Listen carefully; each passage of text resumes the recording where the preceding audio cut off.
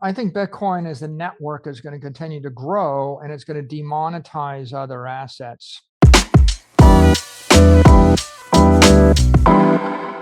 The assets it's going to demonetize will be a function of the cultures that it's within.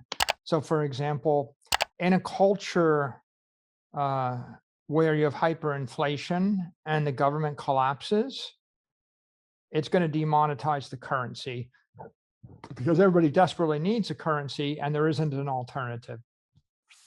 In a culture where people feel it's unsafe to own property, like, for example, if you had weak property rights and you felt like the government was going to seize your house or seize your land, or you couldn't own land, maybe it's illegal to own land, then Bitcoin's going to demonetize the property.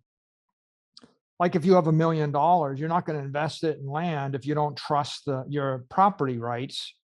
Like, for example, like I wouldn't be comfortable making an investment in an apartment building in a city that has shown itself willing to strip landlords of their rights, right?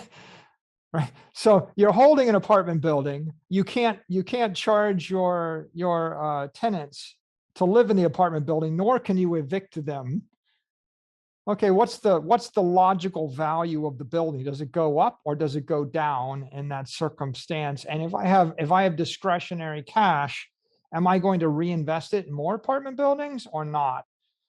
And I think the answer is wherever we see property impaired, the monetary energy in the property is going to flow to an alternative which is better.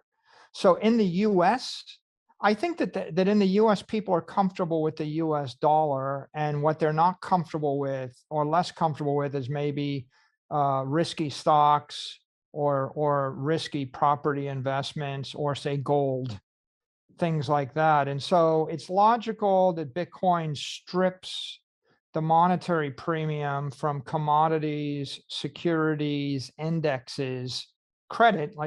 Like for example, I got $1 million and I could invest it in 30-year T-bills yielding 1.6%, or I could buy Bitcoin. Well, you know, what's going to happen there is my company had a lot of that, right? We would normally put 90% of our treasury into sovereign debt, and only 50 million of it, or 10% of it, was sitting in cash. So what we did is we demonetized the sovereign debt for the most part, and we rolled into Bitcoin. So I think in the developed world, in Europe and the US, I think that Bitcoin's going to demonetize debt, low-grade debt or low-yielding debt and credit. It's going to demonetize savings accounts, but I mean, most people had already given up on savings accounts by the time we got to last year. What they go to? ETFs. And so I think Bitcoin actually grabs monetary energy or capital from ETFs, from commercial real estate, and from debt in the developed world. I think in the developing world, in places like Iran, even in China, in North Korea, in Lebanon, in Syria, in Iran, in Iraq, and Afghanistan, lots of places like that. Well, you don't have a stable banking system. You're not even dollarized. Your currency is much worse than that, right? So I think that what you're going to see is that if there's 180 countries or something out there, I think that 15 or 20 of them keep their currency privileges. I think the bottom 100 are going to lose their currencies. I think they're going to dollarize first. Everybody wants to, but how do I dollarize? The best way to dollarize is the El Salvador strategy, which is I have a mobile application which has got dollars and it's got Bitcoin on the Lightning Network. What you want is you want a currency as a medium of exchange. It's like a stable value coin, stable versus all of the pricing of the retailers. And that's like $1. It's probably the most stable thing in the universe. And then you want an asset, which is an appreciating token that will hold its value over time. And that's Bitcoin. And if you wanted to maximize your utility, you kind of put 90% of your balance sheet into the asset, into Bitcoin. And then you put the last piece, the working capital or the checking account, into whatever's the currency that most of the retailers that you're surrounded with take. So if I was in Japan, I'd be holding 1 month worth of yen. And if I was in Italy, I'd be holding 1 month worth of euro. And if I'm in the US or a dollar economy, I'm holding 1 month worth of dollars.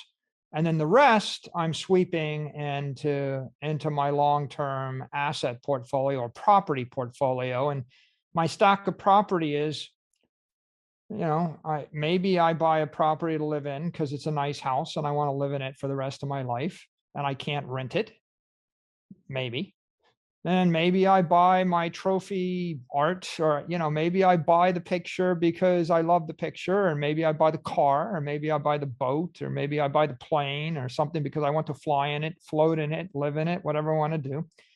But all my discretionary asset, I would put into the highest quality property, which is of course Bitcoin. So generally, I think what you're going to see is $100 trillion worth of capital flow out of investment properties in the developed world into Bitcoin, and the currencies, the euro, the dollar will get stronger. Like that. By stronger, I don't mean stronger in purchasing power. I mean, you'll probably see the dollar become a currency used in El Salvador, and you'll see it used in Venezuela, and you'll see it spread to Argentina. And why wouldn't you see it spread to every country in Africa? Like, name a currency in Africa that you would prefer to hold in your wallet versus the dollar. None, I think, right? Is there a better currency than the dollar in Africa?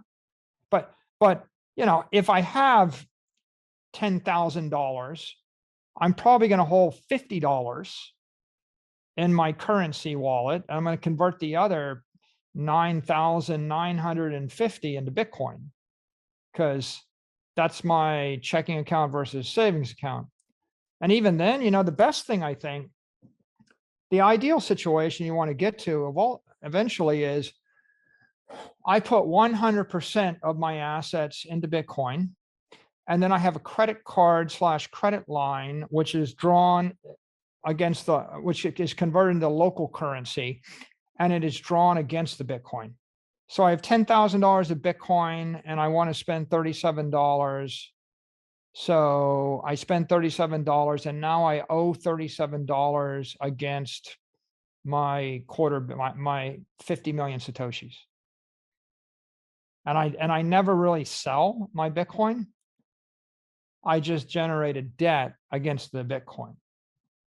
And we're a little bit early here, but if your expense ratio is less than your expected appreciation over time, that is to say, if you expect Bitcoin to go up 10% a year, and if you have $1 million in assets and your expenses a year of 50,000. So your expense ratio is 5% a year, and you expect Bitcoin to appreciate at 10% a year. If your expense ratio is less than your expected appreciation over time, you never have to sell anything ever. You can borrow against your assets from now to the end of eternity. Now, it requires that you have a Bitcoin banking sector developed, right? You have to have a credit line against the Bitcoin, and we see that developing in different ways around the world. But ultimately, that would be the ideal situation. You would want to have a situation where you're holding Bitcoin and you're drawing credit lines in the currencies that exist. And I think what we'll see is the world will reduce down to 10 currencies or 5: the Chinese currency, the US dollar, the euro. Right? The only way currency can exist is for the government to stay viable.